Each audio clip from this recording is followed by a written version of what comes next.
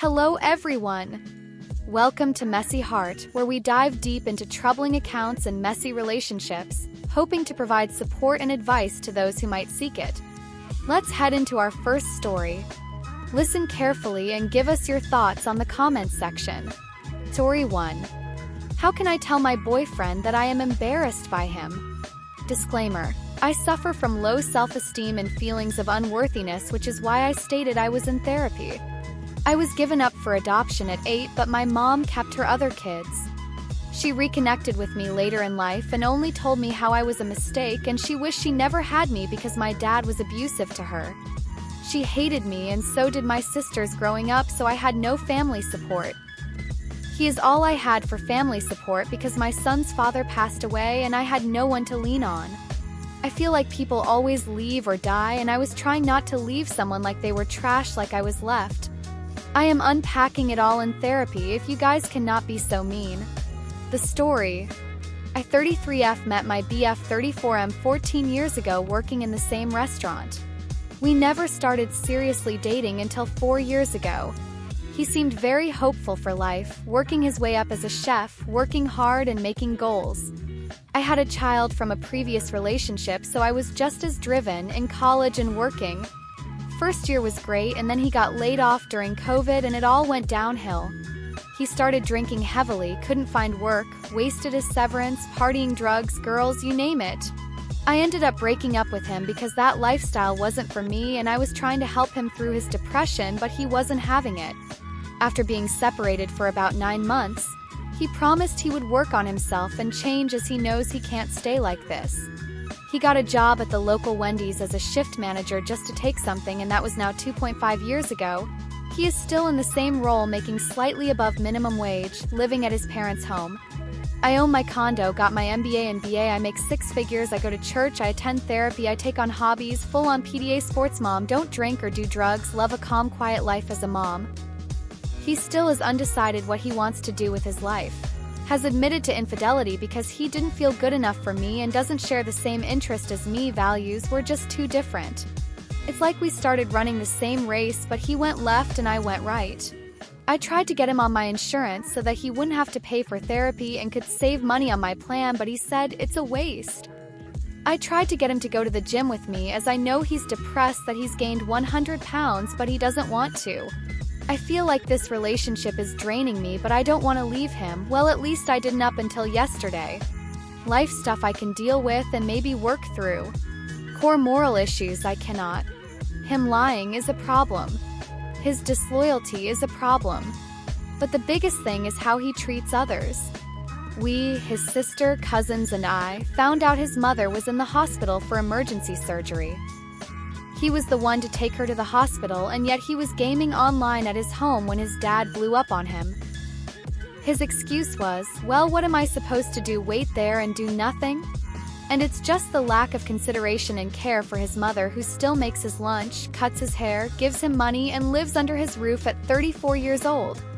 And he couldn't remain at her bedside? When he finally decided to go, he stopped by McDonald's to grab food before going to see her, knowing she was going into surgery at any moment. And then also the kicker is, his mom is an alcoholic and was going to get a liver procedure. He is going down the same path. He grabbed an 18-pack of beer on his way home, knowing that not only should that not be in the house when she returns, so she doesn't go back to it, but he also has a problem. So hard to talk to him. He's mean to others, he's grumpy and depressed. This isn't the guy I met. I apologized profusely to his family and showed up with flowers to see what I could do. They all asked me why I was with him and how I could remain with him. I try explaining that he knows he has issues and I'm trying to help him through it, but honestly, what is the point? I keep him separated from my child because I don't want him to be an influence, so I feel like I know what I need to do, but I'm just so scared to do it because what if he succumbs to his depression? Is there a way to tell him that his behavior is embarrassing and he needs to grow up, get a better job, work on his health, and be more considerate of people?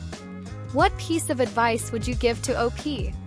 Let us know down in the comments, and let's move on to our next story. Story 2. My girlfriend has a boy best friend that has confessed his feelings in the past.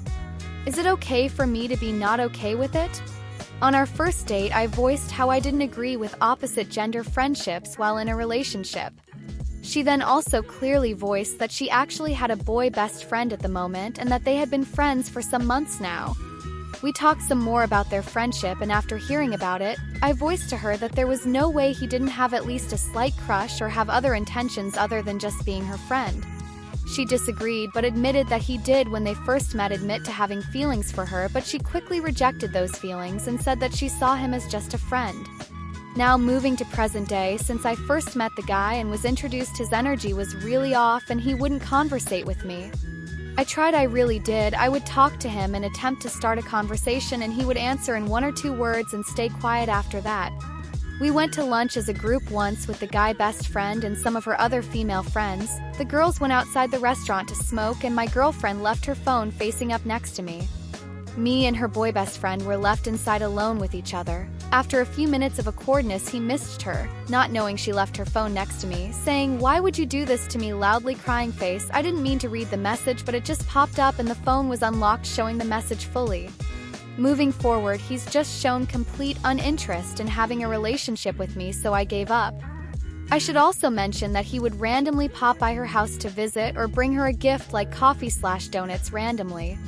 They would also go out to eat alone for brunches or dinners. Eventually, this all caught up to me and I felt I had to voice how it made me feel. So I voiced how it made me feel, but also told her I was willing to compromise. I said I'd be okay with group setting type stuff, but no more one-on-ones. I also said that she's not wrong if she disagrees with my mindset, but that it just wouldn't work out between us in the long run. BC, I don't see myself being okay with the one-on-ones ever. She listened and she was very understanding and said, "Thank you for voicing that to me. I didn't realize I was making you feel that way." I'll talk to him, her best friend, and if he's really my friend, he's gonna understand. If he doesn't understand, then he doesn't need to be in my life. After hearing that, I felt great and ready to move forward, but then sometime after she sent me a message telling me she was gonna go to lunch with him, just letting me know so there's no issues. I then told her that that was not what we agreed to, that we had said no more one-on-ones. That she was basically letting me know she was gonna cross a boundary we set. We argued a bit about it, then she ended up saying sorry. And she said she now sees my side because she wouldn't want me going on one-on-one dinners with a girl either. Moving forward, we came to conflict again because she got out of work and called him for a ride home. It was around time for her to be off and I asked her if she was home yet. She then said no, almost though, I'm just grabbing food. Then I asked who picked you up? She then told me she had asked her friend instead of coming to me.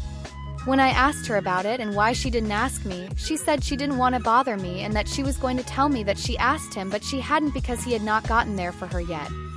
She lied because she was already in the car with him.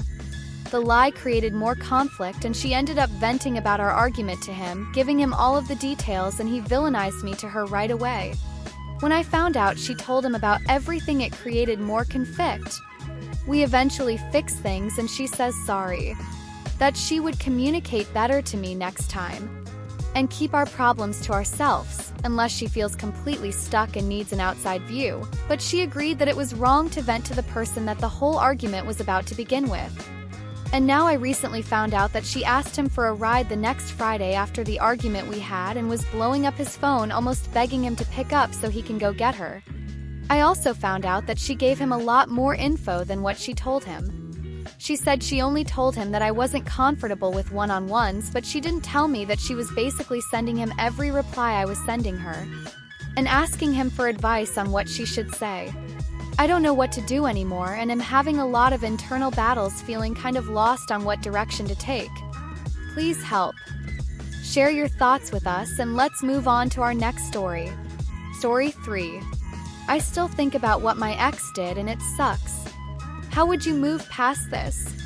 This is something that I've been keeping to myself and I didn't tell my friends about it since it'll just make them sad. It happened 2 years ago and I like to think that I'm over it, but my ex and I are still in the same university and I bumped into him recently. For context, I'm a pretty self-assured person and I like to think that I know what I want. This applies to the relationships I've had with people around me.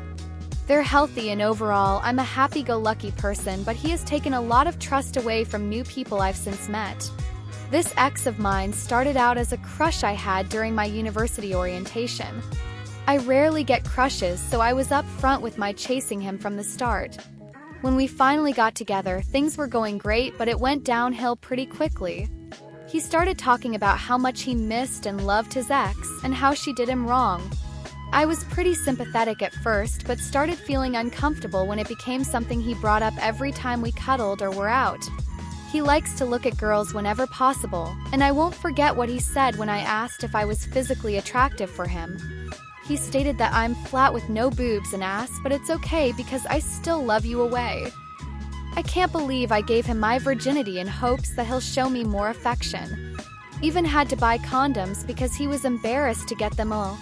Needless to say, I should have left when he forced me to break my own virginity with fingers because it was too messy and he couldn't even be bothered with any aftercare.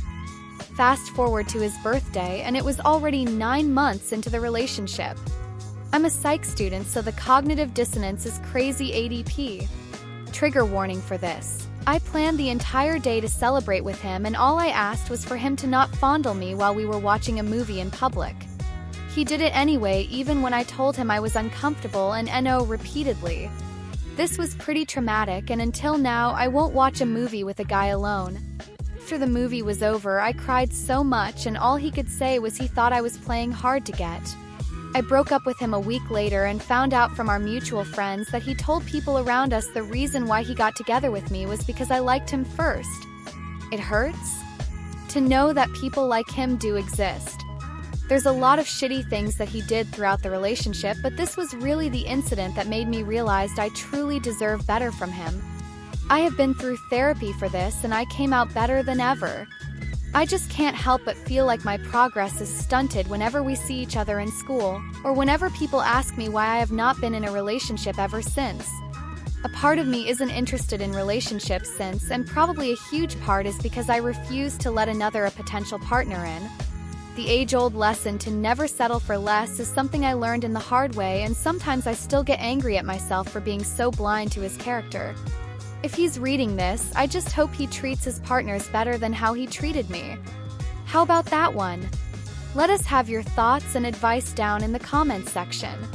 Thank you for watching this video.